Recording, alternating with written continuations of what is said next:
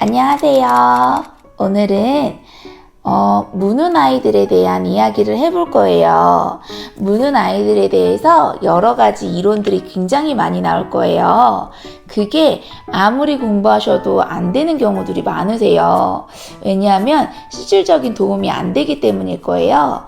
한번 제 얘기를 들어보시겠어요? 아이들이 무는 이유는 뭐냐면 본능적인 이유가 커요. 우리가 본능적으로 동물에 속하잖아요. 그래서 말을 표현하고 싶은데 말을 배우기 전엔 울음으로 자신의 의사를 표현하고, 공격을 당할 것 같거나 아니면 빨리 표현하고 싶은데 욕구불만이 있는데 이런 표현이 안 될 때 입을 벌려서 무는 행동으로 말보다 이런 행동들이 나갈 때가 있어요. 이런 시기는요, 보통 입에 모든 물건이 입에 가는 구강기이다, 이런 얘기를 들어본 적이 있으시죠? 그럴 때 좀 많이 나타나긴 하는데요. 나이로 따지면 1살에서부터 태어난 지 12개월에서부터 24개월 사이에 좀 굉장히 많이 일어나는 편이에요. 그때뿐이냐? 보통 4살이나 5살도요, 말이 부족하거나 공격성이 있는 아이들은 입을 벌려서 물기도 해요. 내가 못해준 게 있어서 그런 거 아닐까? 이렇게 자책을 하시기도 하는데, 그럴 수도 있지만 꼭 그런 건 아닌 부분도 많더라고요. 이럴 때 저는 어떻게 하냐면요, 보통은 부모를 물는 경우는 거의 없겠죠. 아이들끼리 또래 생활을 할 때 그런 행동들이 좀 많이 일어나는데, 보통 그 나이대에는 기관 생활을 하는 게 굉장히 힘들 수 있어요. 저도 반대하는 편인데요. 기관 생활을 할 수 있다면 최대한 짧게 하는 게 이 일생이나 가족의 평생을 봤을 때 그 가치나 기회비용들이 굉장히 크다라고 생각을 해요.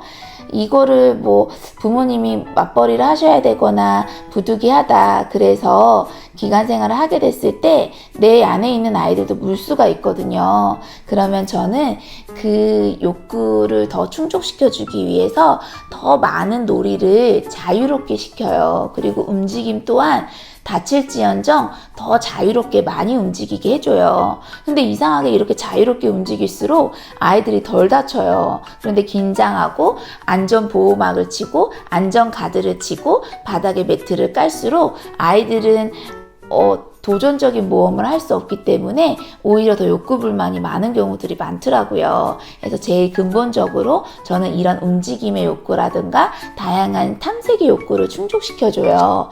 그리고 관찰을 눈에서 떼지 않아요. 제가 교사일 수도 있고 부모 입장일 수도 있잖아요. 그럼 형제가 있다 그러면 입을 벌리려고 할 즈음 나도 모르게 그냥 생각 없이 입을 벌렸다가 물체가 있으면 물고 싶거든요. 먹는 본능처럼, 씹는 본능처럼 그럴 수 있기 때문에 그럴 때 저는 얼른 다가가서 그 사이를 떼어 놓아요. 형제끼리 물렸는데 형제라서 괜찮아요, 이런 게 아니잖아요. 물린 다음에 그 아이는 너무너무 아픔에 트라우마를 겪을 수 있는 그런 시기이기 때문에 일단 그렇게 관찰을 통해서 그런 거를 떼놔요. 그리고 무는 행동이 시작됐다 그러면 데리고 화장실까지도 데리고 가요. 교사여도 마찬가지예요.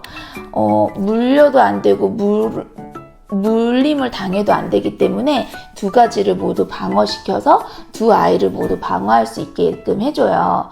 그리고 두 번째는 뭐냐면요, 신거를 입에 갖다 대서 강아지를 훈련하듯이 신거를 갖다 댄다고도 하기도 하고, 입을 벌리면 뭔가 이렇게 자극을 준다고도 하는데 우리가 동물은 아니잖아요. 그래서 이 아이들도 굉장히 능동적인 존재고 배워야 할 것들을 잘 배울 수 있는 존재이기 때문에 가르쳐주지 않아서 혼만 내는 경우들이 있더라고요. 이럴 때는 가르쳐줘야 되는데요. 어떻게 가르쳐주냐 하면 이런 방법이 있어요.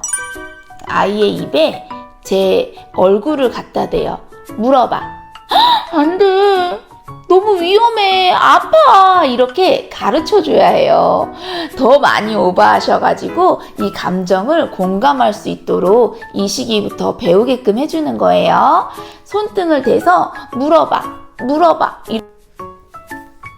손등을 대서 물어봐. 물어봐. 이렇게 해서 입을 벌리잖아요.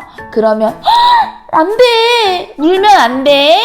정말 아파! 안 돼요! 이렇게 해요. 그래서 계속 할 때까지 이렇게 대보는 거예요. 물려버리시면 안 돼요. 그러면 또 그 행동이 유지되기 때문에 이렇게 물었을 때의 감촉을 아이들이 뭐 해소됐다고 생각을 할 수가 있어요. 다시 이렇게 대보고 물려고 할 때 또 안 돼! 이렇게 반복을 하다가 이렇게 했을 때 이렇게 할 거예요, 아이가. 그러면 너무 잘했어, 최고야, 이렇게 물면 안 돼, 물면 안 되는 거야 라고 가르쳐 줄 수 있어요. 제가 교사여도 그렇게 할 수 있고요, 제가 부모여도 그렇게 꼭 가르쳐 주셔야 돼요. 보통은 기관에서 물었어요 하면 전달만 하잖아요. 그랬을 때 아무도 해결할 수 있는 사람이 없어요. 부모님, 문 상대의 부모님이 약을 보낼 수도 있고, 그런데 그 현장에 있는 게 아니기 때문에 근본적인 문제 해결이 되지가 않잖아요. 그래서 저는 일단 첫 번째, 따라다니면서 관찰하면서 그 행동이 없어질 때까지 계속 지속적인 관찰하기. 두 번째는 가르쳐주기예요. 무는 걸 가르치는 게 아니라, 혼내는 게 아니라 직접 이 행동이 소거되도록, 사회적으로 공감돼서 이 행동이 긍정적인 행동으로 순환되도록 이 행동을 가르쳐 주는 거예요. 그리고 이거 이전에 아이들이 편안하게 지낼 수 있게끔 편안한 상호작용과 편안한 환경을 만들어 주는 거예요. 허용할 수 있는 거를 허용해 줘야 되는데 자꾸 높아서 안 돼, 이건 안 돼, 여긴 안 돼 이렇게 하면 아이들은 이제 막 능동적이어져서 걷기 시작했는데 자신이 풀 수 있는 게 없기 때문에 이런 부정적인 행동들로 문제 행동을 발생시키는 거예요. 그래서 지금부터 꼬꼬 원장님의 띵커 꼬꼬의 TV를 시청하면서 허용적인 분위기가 어느 정도인지, 어느 수준인지 잘 배우셔야겠죠. 오늘도 띵커 꼬꼬 하세요. 좋아요, 구독, 알림 설정. 안녕.